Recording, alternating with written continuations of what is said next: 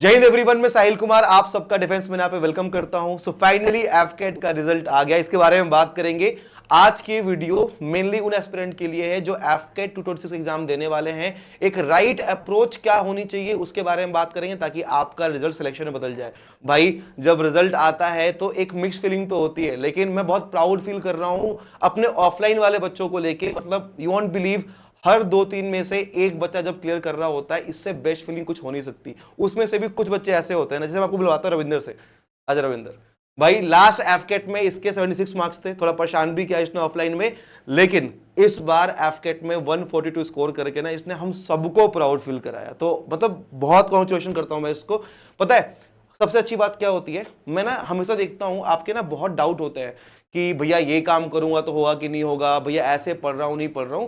And I am proud कि आज defence mania का ना पूरा इकोसिस्टम हमारे एस्पिरेंट जो स्टूडेंट्स है ना वही चला रहे हैं। मैं आपको मिलवाता हूं, जो वीडियो एडिटिंग से लेके थंबनेल, काउंसलिंग, कोऑर्डिनेटर, सब कुछ। जैसे इधर आ जा, जितने भी शॉर्ट्स देखते हो शरीर एडिट करता है। एंड इस बार इसका भी आपका क्लियर हो गया। कृष्णा आज टीम से मिल लो आप। भाई आप ये जो वीडियो एडिट हो रही है ना, यहाँ पे ऑनलाइन वाले बच्चों के ना थाउजेंड्स ऑफ स्क्रीनशॉट लगाने हैं। इसका भी क्लियर हो गया है, सारी एडिटिंग कृष्णा देखता है। वेदिका भाई, वेदिका का भी आपका क्लियर हो गया। आपको जो कॉल्स जाते हैं ना काउंसलिंग के लिए, जिनका आप मतलब सबसे ज्यादा आप वेदिका को ही परेशान करते हो डाउट पूछ पूछ के, ये सारी चीजें वेदिका हैंडल करती है। एंड इसका भी आपका क्लियर हो गया इस बार। शरद, आप जब गुरुकुल में आओगे तो जो इंसान सबसे ज्यादा आपकी पिटाई कर रहा होगा, सबसे अच्छा बच्चा अपना शरद, जिसके कितने नंबर है? 178 भाई, 178। और ये आपका यहाँ पे हमारे ऑफलाइन में कोऑर्डिनेटर है, जिसके दम पे ना हम मतलब गुरुकुल को अच्छे से ऑपरेट कर पाते हैं। तो आपने देखा कि पूरा मतलब ना ये बच्चे अपना काम भी कर रहे हैं और इसके साथ साथ अपनी पढ़ाई को भी मैनेज कर रहे हैं, और कितने अच्छे स्कोर से अपना एग्जाम भी क्लियर किया। अगर ये कर सकते हैं ना बाबू, तो आप भी कर सकते हो। और ऐसा ही नहीं है, केवल ऑफलाइन ही नहीं भाई, ऑनलाइन में तो गिनती ही नहीं होती, थाउजेंड्स ऑफ मैसेजेस। आज देख लो रिजल्ट को टाइम हो गया, लेकिन मैं, विशेष सर, वेदिका मैम, मतलब लगातार आपके बस रिप्लाई ही करने में लगे हुए। अभी कृष्णा से मिल रहे हो ना, वो आपको दिखा रहा होगा कि भाई क्या माहौल रहता है कैंपस के अंदर। बाबू देखो, सबसे एक चीज ना, एक बड़े भाई होने के नाते मैं आपको समझाता हूं कि आपको ना बस 3 चीजें चाहिए। मैं आपको समझाऊंगा आगे वीडियो में, जिससे आपका पेपर ना बिल्कुल क्लियर होगा।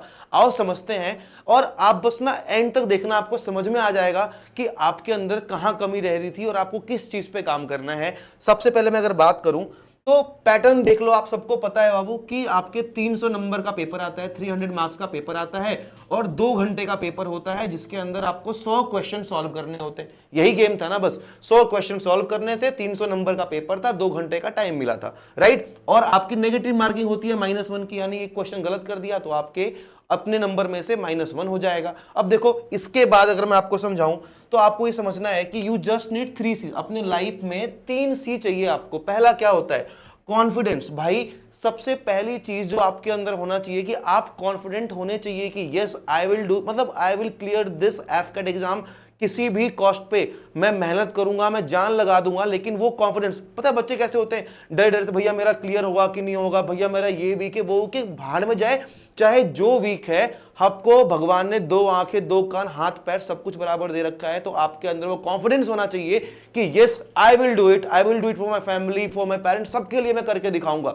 तो सबसे पहले कॉन्फिडेंस लेके आओ। दूसरी हम बात करते हैं कंसिस्टेंसी। भाई केवल कॉन्फिडेंस लेके आने से ही काम नहीं चलेगा, मतलब समझ रहे हो ना, आपको कंसिस्टेंट रहना पड़ेगा। मतलब ना मैंने देखा है, जब डे 1 पे हम पढ़ाना स्टार्ट करते हैं ना, तो बहुत सारे बच्चे लाइव होते हैं जूम के ऊपर की, मतलब क्या ही बताऊं। और जैसे जैसे एग्जाम आ रहा होता है, आपकी कंसिस्टेंसी टूटते जाती है। मतलब ना एकदम से फिल्टर हो जाते हैं वो बच्चे, और हमें दिख रहा होता है कि क्यों, अगर 80,000 बच्चे पेपर दे रहे हैं तो 90% रिजेक्ट क्यों हो जाते हैं। एकदम साफ साफ दिख रहा होता है, क्योंकि ना आपके कॉन्फिडेंस तो आ गया कि मैं ये करूंगा। उसके बाद ना कुछ बच्चे क्या होंगे कि कंसिस्टेंट ही नहीं रहेंगे, उनको लगेगा मैं तो ऐसे कर लूंगा, मैं ये तैयारी कर लूंगा, खुद से कर लूंगा, और इस चक्कर में अपना अटेम्प्ट वेस्ट करते हैं। And third C is clarity. इसकी जी मतलब ना, क्लैरिटी इज समथिंग जिसकी नीड आपको डेली लाइफ में भी पड़ती है। आप पता है क्लैरिटी ऑफ थॉट्स ना बहुत जरूरी है। अगर मैं आपको एक 10 आवर्स की मैराथन में मैथ्स पढ़ा रहा हूं, तो आपको एक क्लैरिटी होनी चाहिए कि साहिल भैया ने पढ़ा दिया मतलब बेस्ट पढ़ा दिया। बच्चे क्या करते हैं, एक मैराथन देख ली, फिर किसी और ने मैराथन ली, फिर किसी और ने मैराथन ली, सारी मैराथन देखते हैं, इस चक्कर में अपना टाइम वेस्ट करते हैं। बाबू अगर आप मेरे पास हो तो आपको बिलीफ होना चाहिए, आप ये लेके चलोगे कि ओके अभी अगर साहिल भैया मुझे कोई चीज या फिर डिफेंस मैंने आपको पढ़ा रही है तो वो बेस्ट है, क्योंकि आपने रिजल्ट देखे, अभी आप स्क्रीन पर देख रहे थे। तो यही एक ट्रस्ट, यही एक क्लैरिटी आपको अपने थॉट्स में लेके आनी होगी, अपनी प्रिपरेशन को लेके, कि भाई ये चीज मैंने पढ़ ली तो मेरा अब एग्जाम क्लियर हो जाएगा। अगर मैं प्रॉफिट एंड लॉस पढ़ रहा हूं तो चाहे क्वेश्चन कहीं से भी आ जाए, अगर आपके एग्जाम के लेवल का है तो मैं वो सॉल्व कर लूंगा। अगर ये 3C, दैट इज पहला कॉन्फिडेंस, दूसरा आपकी कंसिस्टेंसी और तीसरी क्लैरिटी, अगर 3 चीज लेके आ गए ना, रोक के दिखा दे कोई आपका सिलेक्शन AFCAT के अंदर, बहुत अच्छा एग्जाम है यार, बड़े प्यार से हो जाएगा। अब मेरी बात समझो, आगे देखो, मैंने आपको बताया था कि भाई 300 नंबर का पेपर था, कट ऑफ कितनी आई आपकी 110 नंबर। टेक वालों के लिए देखो कितना 80 नंबर। अगर थोड़े समझदार होगे तो आपको समझ में आएगा कि भाई अगर 300 मार्क्स का पेपर है, अगर 300 नंबर का पेपर है तो 110 यार कितना ही परसेंट हो गया, 40% से भी कम। समझ रहे हो, मतलब ये तो हम स्कूल टाइम से करते हुए आए यार, फर्स्ट डिवीजन 70-80% लेके हुए आए हो। अपना सिलेबस की बात करें, आप सब बोलते हो कि भैया मैथ से बहुत डर लगता है, मैथ्स के आपके 20 क्वेश्चन आते हैं पेपर में जो कि 60 नंबर पेपर में कैरी करते हैं। मेरी मानो, देखो एक चीज आपको माननी पड़ेगी, मैथ्स में ना 2 स्टेज होते हैं। पहला, अगर आपको मैथ्स नहीं आती तो पहले आपको बेसिक कॉन्सेप्ट सीखने होते हैं, उसके बाद आप फिर न्यूमेरिकल करना स्टार्ट करते हो। तीसरा होता है practice, the more you will practice. कैसे होता है, अभी ना एक लेमन लैंग्वेज में समझो, अगर आप किसी को बहुत ज्यादा टाइम देते हो तभी तो आप जान पाते हो उस चीज के बारे में, तभी अटैचमेंट भी फील होता है। सेम मैथ्स के साथ भी है यार, जितना टाइम मैथ्स को दोगे उतना ही ज्यादा जान पाओगे, उतना ही सीख पाओगे। कोई ना मतलब शॉर्टकट नहीं है कि मैंने 20 क्वेश्चन पकड़ा दिए और तुमने वो कर लिया और काम हो गया। भाई वो लास्ट के फर्रे, पता है जो लास्ट में देते हैं ना 20-30 क्वेश्चन, वो उन्हीं को काम आते हैं जिन्होंने पहले से मेहनत कर रखी है। तो आप जब भी मैथ्स उठाओगे पहले बेसिक कॉन्सेप्ट समझोगे कि प्रॉफिट एंड लॉस फंक्शन कैसे करता है, रेशियो एंड प्रोपोर्शन क्या है, डिस्काउंट किसको बोलते हैं, इन सब के बारे में जानोगे और उसके बाद मैथ्स के न्यूमेरिकल पे जंप करोगे। चाहे जैसे ही पढ़ रहे हो, हमारे पास पढ़ रहे हो, किसी बुक से पढ़ रहे हो, कहीं और किसी कोचिंग में पढ़ रहे हो, कोई फर्क नहीं पड़ता, ये माइंड में क्लैरिटी होनी चाहिए आपके। सेकेंड बात करें अगर इंग्लिश की, भाई 30 क्वेश्चन आते हैं, यानी कि सबसे ज्यादा क्वेश्चन, 90 मार्क्स का पेपर है आपका यार, 30 क्वेश्चन।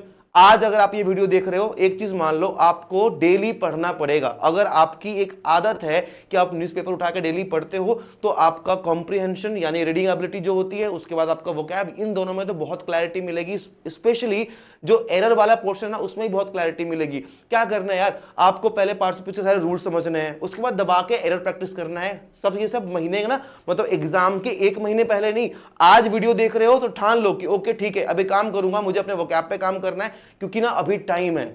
जब 1 महीने पहले देखोगे ना तो पैनिक करोगे, तब टाइम नहीं होगा, तब सिलेबस बच रहा होगा। समझ रहे हो ना, वो तो सुनते हो ना कि बाद में सिलेबस रह जाता है, भाई नहीं होता। तो आज से जब देख रहे हो, आज से आपको अपने इंग्लिश के ऊपर काम करना है यार। तुम्हें पता है कि एसएसबी जाओगे पेपर क्लियर करके, वहां पे कम्युनिकेशन का बहुत यूज होने वाला है। आज खुद से पूछ के देखो, अगर मैं आपको ये बोलूं ना कि मिरर के सामने खड़े होके अपना इंट्रो दे दो, वहां पे चालू हो जाएगा बहुत सारे एस्पिरेंट का। तो खुद को कब तक धोखे में रखोगे, जगाओ भाई, सीखनी है इंग्लिश तो सीखनी है। 30 नंबर का आता है, अच्छा करेंगे। उसके बाद रीजनिंग, ओ माय गॉड, इसमें तो हर बच्चे को लगता है कि 25 में से हम 20, 22, 23 क्वेश्चन करके आएंगे। सही बात है, क्योंकि हम सब ने ही, हम ही रिस्पॉन्सिबल है, एक माहौल बना रखा था कि रीजनिंग तो इजी आती है, इस बार रीजनिंग टफ आई। पर कुछ नहीं, कोई बात नहीं, आप आज के बाद डिफेंस मेनिया पे, बी इट इन बैचेस या यूट्यूब पे जो भी लेक्चर देखोगे, one thing I can promise कि आप खुद बोलोगे भैया क्या पढ़ाया है, क्या लेवल रहा है रीजनिंग का। क्योंकि भाई अपनी सारी स्लाइड, चाहे वो मैथ्स की हो, इंग्लिश की हो, रीजनिंग की हो, सब कुछ रेडी है, आपको पता ही है। अच्छा यहाँ पे मैं एक अपडेट दे देता हूं, अपने डिफेंस मेनिया के एफकेट के बैचेस स्टार्ट हो रहे हैं 1-2 दिन के अंदर। आपके पास ये नंबर है 8581958807, आप इस पे कॉल करके अपडेट ले सकते हो। हमारे मल्टीपल बैचेस होते हैं, तो जो बैच रिसेंट का होगा आप उसको ज्वाइन कर सकते हो। बहुत ही मिनिमम प्राइस का होता है, और मतलब आप इतने टाइम के लिए देखोगे तो। And one thing I can assure, be it live classes, PDF, mock test, अगर आप डिफेंस में यहाँ पे एफकेट के लिए पढ़ाई कर रहे हो, मुझे मतलब ब्रैग करने की आदत नहीं है, लेकिन मैं फिर भी बता दूं कि लास्ट अगर केवल मतलब 1 साल की बात करूं तो अपने पास लेटेस्ट एफकेट की रैंक 3, रैंक 4, ये जितने भी लोग थे आप स्क्रीन पर देख रहे होंगे इनको। इसके अलावा बात करें हम जीके वाले पोर्शन की, भाई जीके सब बोलते हैं कि यार बहुत अनप्रेडिक्टेबल है, ये होगा, करंट अफेयर्स आएगा। मैं कहता हूं कि कोई बात नहीं, 6 महीने करंट अफेयर्स तो अपने हाथ में है। पूरे पेपर को अगर मैं करंट अफेयर्स को 4 पोर्शन में बांट दूं, अब कैसे बांटोगे, आप बोलोगे कि अरे काम करता हूं 6 महीने का उठाता हूं, स्पोर्ट्स से अगर कोई भी क्वेश्चन आएगा मैं नहीं छोड़ूंगा, अगर डिफेंस का कुछ भी आएगा मैं नहीं छोड़ूंगा। कौन सा प्लेन कहां से उठाया, कौन कौन सी मिसाइल्स हैं, कौन कौन से एयर डिफेंस मिसाइल्स, पता हमारे पास क्या क्या सिस्टम्स हैं, कौन से सबमरीन से, हमें अगर डिफेंस की तैयारी करते पूरा पता होना चाहिए ना, कौन से टैंक हैं, ये सब कुछ, कौन सा एयरक्राफ्ट कहां से लिया, क्या चीजें हैं, कौन सा, मतलब अगर मैं आपको बोलूं कि IL-76 क्या है आपको पता होना चाहिए, अन्ना 32 क्या आपको पता होना चाहिए, राफेल क्या आपको पता होना चाहिए, कहां से लिया पता होना चाहिए, ranks, Indian army, air force, navy, बहुत बच्चों को तो रैंक तक नहीं पता होती यार, तो इन तीनों की इक्विवेलेंट रैंक, ऑफिसर्स की, सोल्जर्स की, ये सब आपके दिमाग में होनी चाहिए। इसके अलावा मैं अगर बात करूं तो चाहे वो साइंस हो, उसके अलावा आपकी हिस्ट्री, पॉलिटी, ज्योग्राफी, इकोनॉमी, ये ऐसे सब्जेक्ट्स हैं जहां से एक एक दो दो क्वेश्चन आते हैं। मैं यही सजेस्ट करूंगा कि आप अगर बैचेस में पढ़ रहे हो तो आप बाहर का कोई भी सोर्स फॉलो ना करो। मैं आपको बता दूं, जो लोग बैच में नहीं होंगे उनके लिए, देखो बुक्स में ना बहुत सारी चीजें होती हैं और 4-5 ही क्वेश्चन होते हैं, तो आप जहां भी पढ़ रहे हो वहां से ना बस शॉर्ट नोट्स ले लो, क्योंकि हमें पता है पूरी क्यों कराते हैं, क्योंकि पता है कि फिजिक्स से अगर कुछ पूछेगा तो वो वहीं से आ जाएगा। केमिस्ट्री 1 घंटे 1.5 घंटे क्लास में खत्म हो जाती है आपके वालों के लिए। हिस्ट्री थोड़ा ज्यादा होता है, तो हिस्ट्री में मैं 1.5 घंटे 2 घंटे की, आपको पता ही होगा, यूट्यूब पे भी ले रखी है, मॉडर्न हिस्ट्री क्लास लेता हूं। कोई भी क्वेश्चन हो, चाहे लास्ट एफकेट का, हर बार उन्हीं क्लासेस से आ रहा होता है।